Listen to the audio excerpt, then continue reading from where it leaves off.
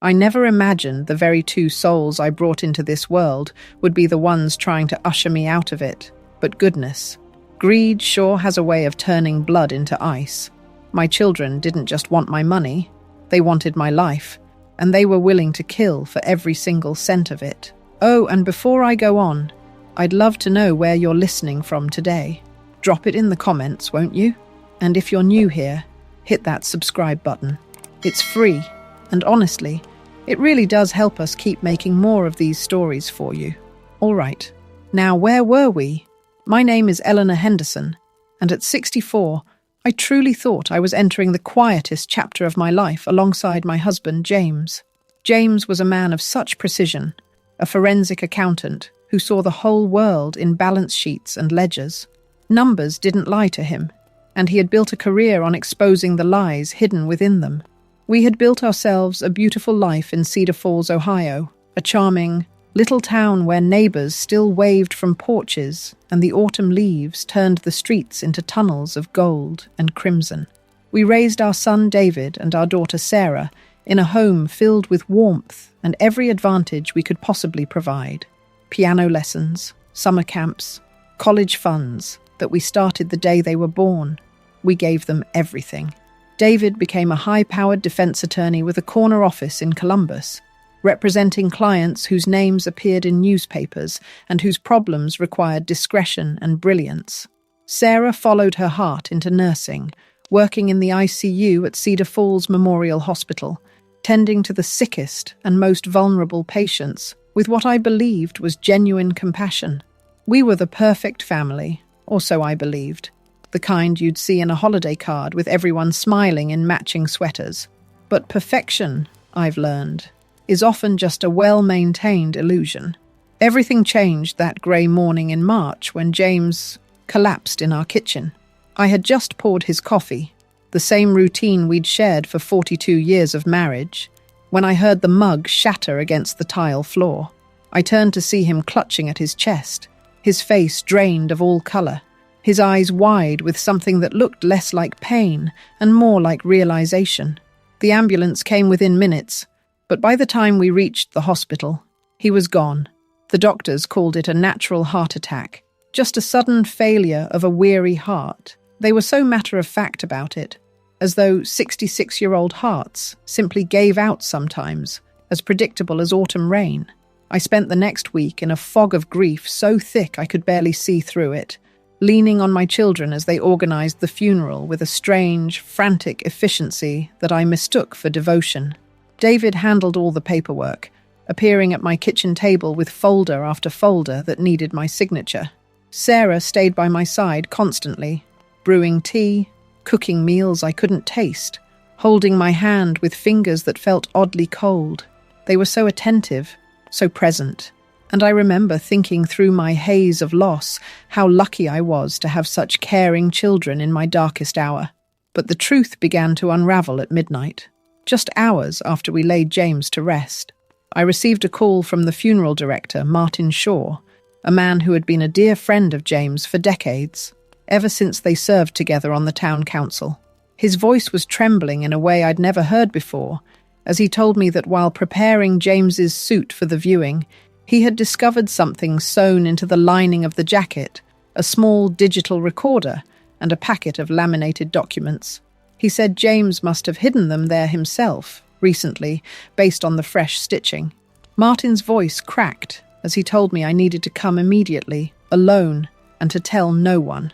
I drove to the funeral home in the dead of night, my hands shaking so badly on the steering wheel that I had to pull over twice to steady myself. The streets of Cedar Falls were empty, streetlights casting pools of yellow on the pavement, and I remember thinking how strange it was that the world looked exactly the same when mine was clearly about to shatter all over again. Martin met me at the back door, his face grave and pale. He led me to his private office and placed a small recorder and a manila envelope on the desk between us. When I pressed play on that recorder, I heard my husband's voice, thin and strained, but unmistakably clear. He wasn't talking to me. He was documenting his own murder. "This is James Henderson," the recording began, and I could hear the weariness in every syllable. "Today is March 2nd. If you're hearing this, Eleanor, then I didn't make it, and I need you to listen very carefully to everything I'm about to tell you. Our children are trying to kill me. They're trying to kill both of us." I felt the room spin. Martin steadied me in my chair as James's voice continued, methodical and precise, walking me through months of investigation he'd conducted in secret. He had realized something was wrong back in December when he started experiencing symptoms: irregular heartbeat, weakness, confusion, nausea. At first, he'd attributed it to stress or age, but his accountant's mind noticed patterns. The symptoms always worsened after Sarah visited, particularly after she prepared meals or brought him supplements she claimed would help his health. James had started documenting everything, secretly collecting samples of the food and drinks Sarah gave him. He'd sent them to a private laboratory in Cleveland, paying in cash and using a fake name. The results came back positive for potassium chloride in doses carefully calibrated to mimic natural heart failure. Sarah, with her medical knowledge and access to hospital supplies, was systematically poisoning him. But that wasn't even the worst of it. As James grew suspicious and started digging deeper into our family finances, he discovered that David was millions of dollars in debt to some very dangerous people. Our successful attorney's son had developed a cocaine habit that spiraled into addiction, and then into dealing to support that habit, and then into owing money to drug syndicates that didn't accept excuses or payment plans. David had been laundering money through his law firm, using client accounts and fabricated cases, but he was in too deep. He needed a large sum immediately, and our estate, valued at nearly $4 million between the house, investments, and life insurance, was his only way out. James's voice on the recording grew even more strained as he explained how he'd found forged documents in David's briefcase during a visit. David had already created power of attorney papers with my signature forged, ready to sell our family home and drain our retirement accounts the moment I was too grief-stricken to notice or too dead to object. The plan was elegant in its cruelty.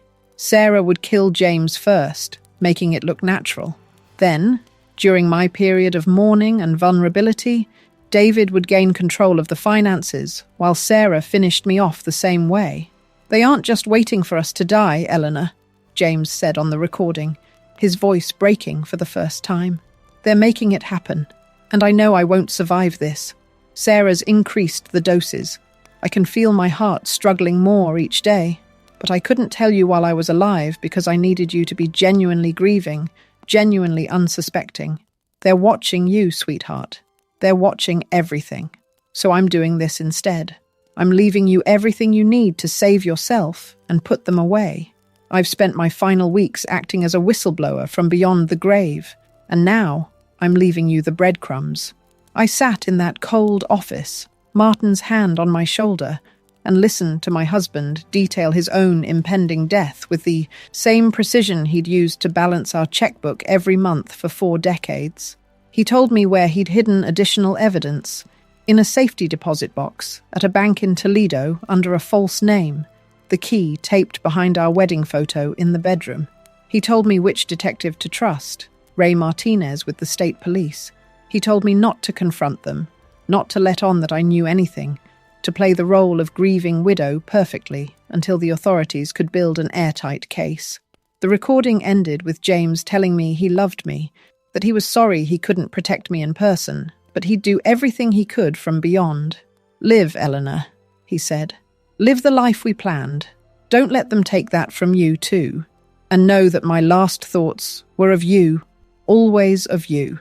I sat in that funeral home office and felt my heart break all over again, but this time it didn't shatter into grief. It hardened into something like flint, like steel. I wasn't just a grieving widow anymore. I was a target with an expiration date, but I was also a woman with information, with evidence, and with a dead husband who had loved me enough to orchestrate his own posthumous justice. I knew I couldn't show them I knew. I had to become a strategist, an actress, something I'd never been. I had to out-deceive the deceivers, out-plan the planners. James had given me the tools. Now I had to have the courage to use them. The next morning, when David and Sarah came over with comfort food and more papers for me to sign. I watched them through a new lens, and it was like seeing strangers wearing the faces of my babies. I saw the way David's eyes darted to my jewelry box, quickly appraising the pearl necklace James had given me for our 40th anniversary. I saw how Sarah's hands hovered over my tea, and I noticed the slight bulge in her purse that could easily conceal a vial of something lethal. When David slid another document across the table, something about simplifying the estate process, I pretended to be too distraught to focus on the details and put him off until next week. The flash of irritation in his eyes was unmistakable. I realized then that I wasn't just dealing with greedy children. I was dealing with monsters who happened to share my DNA. The people I had nursed through fevers and driven to soccer practice and cheered for at graduations had been replaced by something hollow and venomous. It was a grief separate from losing James, the grief of losing children who were still alive but already gone. That afternoon, I retrieved the key from behind our wedding photo, a place I looked at every single day but had never thought to check behind, and drove 2 hours to Toledo. The safety deposit box contained a treasure trove of evidence, photographs of David meeting with known criminals, bank statements showing the laundered money, medical records James had somehow obtained showing the potassium chloride in his system, and a detailed timeline of every suspicious symptom matched with every visit from Sarah. There were also copies of the forged documents and a flash drive containing security footage from our home that James had been secretly recording for months. I watched some of that footage right there in the bank's private viewing room, and it was more chilling than anything I could have imagined. There was Sarah in our kitchen, carefully measuring powder into James's coffee with a small scale, her face calm and focused, like she was following a recipe. There was David in our study, photographing financial documents and copying files from James's computer. There was even footage of them together, in our living room when they thought we were both asleep, discussing timelines and methods with the casual tone people use to plan a vacation. I contacted Detective Ray Martinez that evening, using a burner phone I'd purchased with cash. We met in secret at a public library in a neighboring town, tucked away in a study room between shelves of dusty reference books. Ray Martinez was in his 50s, built like someone who'd played football in another life, with grey hair and eyes that missed nothing.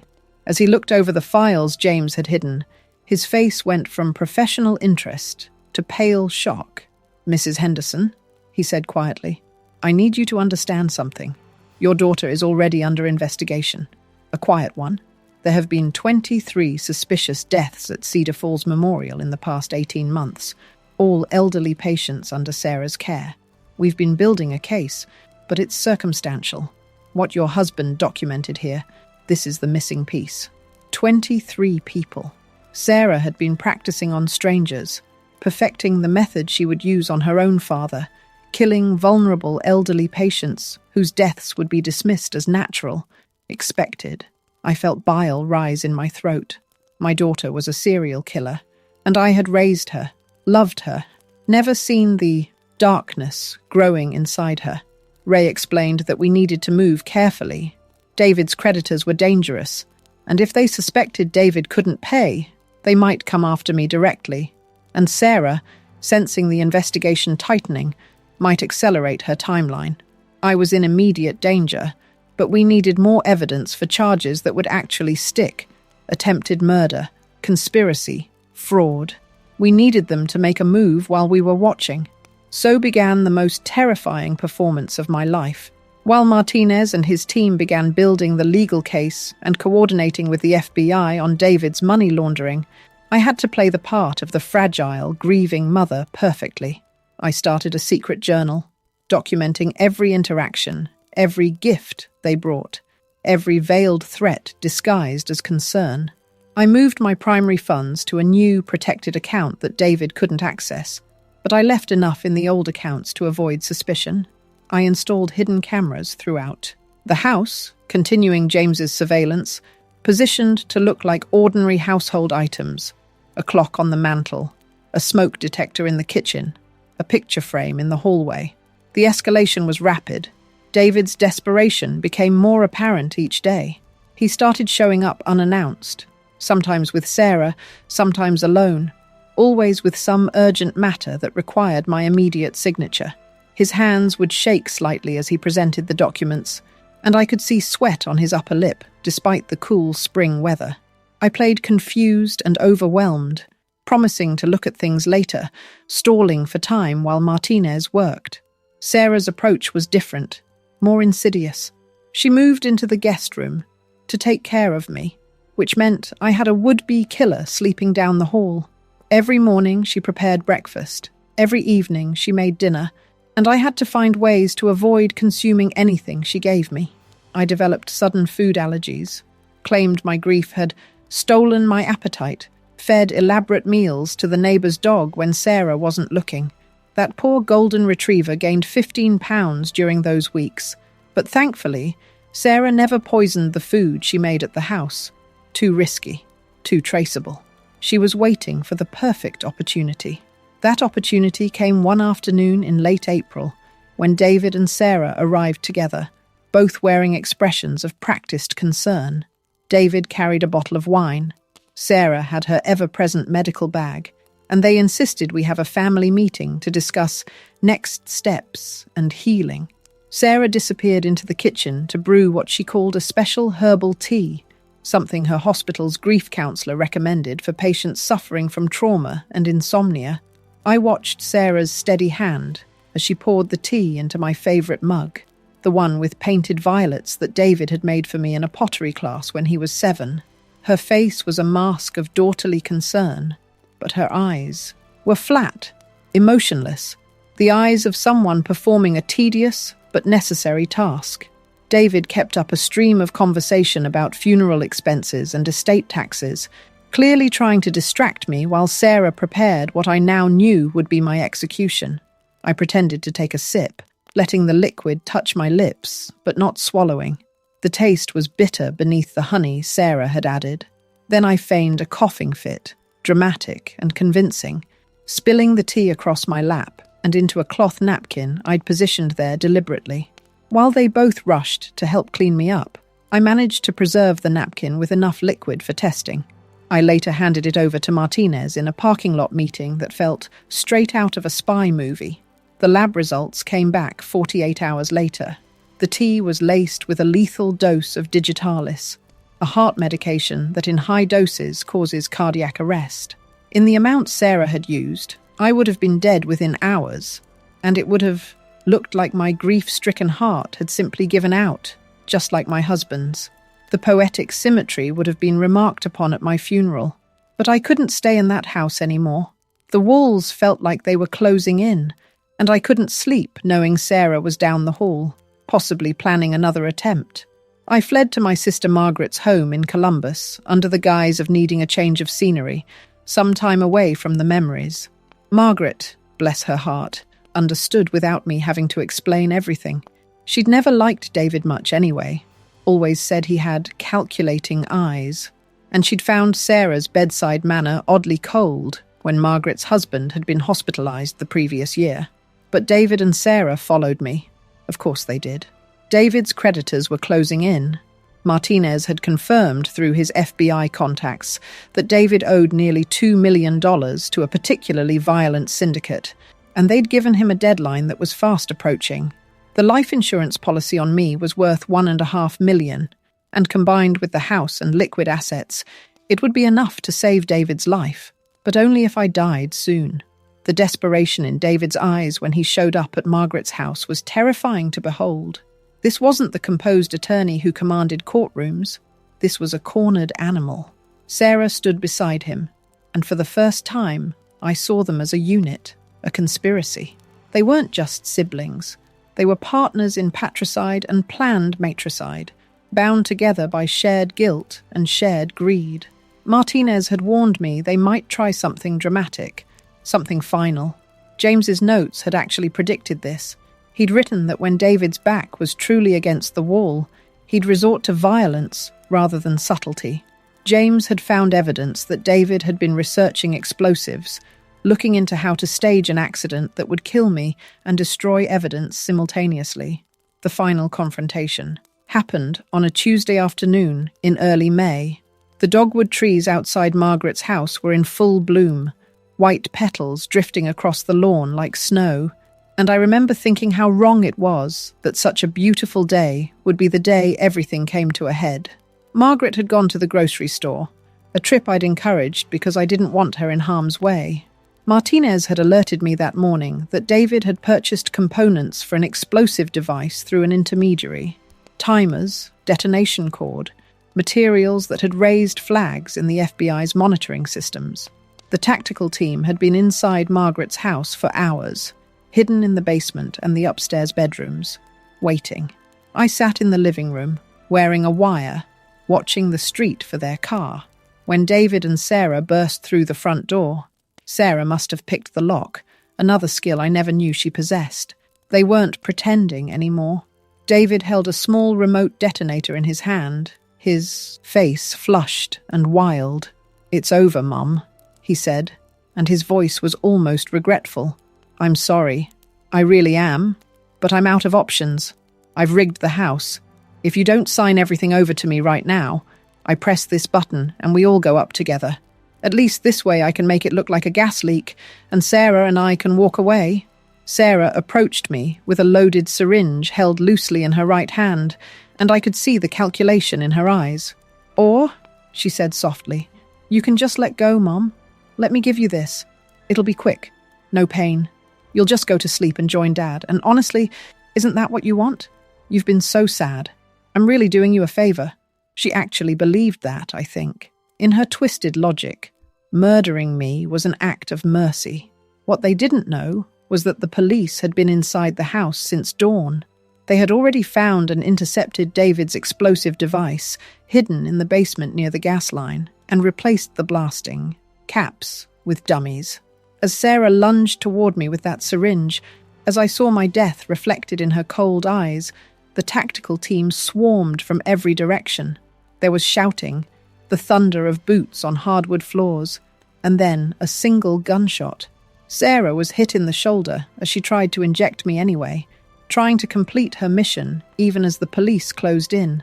The syringe flew from her hand and shattered against the wall. David was tackled to the ground before he could even process that his power had vanished, that his leverage was gone, that the device he'd thought would give him control was nothing but a useless prop. I stood there, shaking but alive, watching my children be handcuffed and read their rights. Sarah was screaming, a high-pitched sound of rage and pain. David was silent, his face blank with shock. Martinez appeared at my side, steady and solid, and I collapsed into a chair as the adrenaline drained from my body. The trial was a media circus that consumed Cedar Falls and made national headlines. "Angel of Death, nurse and lawyer brother plot to kill parents for inheritance." The headlines screamed. Our family photos were everywhere, those Christmas card images I mentioned, and reporters analysed them looking for signs of the evil that had been hiding beneath our perfect surfaces. The prosecution had an overwhelming case. Between James's documented evidence, the surveillance footage, the poisoned tea, the explosive device, and the dramatic final confrontation, all recorded on the wire I was wearing, there was no room for reasonable doubt. David's lawyer tried to argue coercion, claiming the drug dealers had forced his hand, but the jury didn't buy it. Sarah's attorney attempted an insanity defense, but the premeditation was too clear, the pattern too established. The turning point in the trial, the moment when even the defense attorneys seemed to deflate, was when the judge allowed James's final recording to be played for the court. In it, James spoke directly to David and Sarah, and I heard it for the first time along with everyone else. I hadn't been able to listen to this part before. "David, Sarah," James's voice echoed through the courtroom.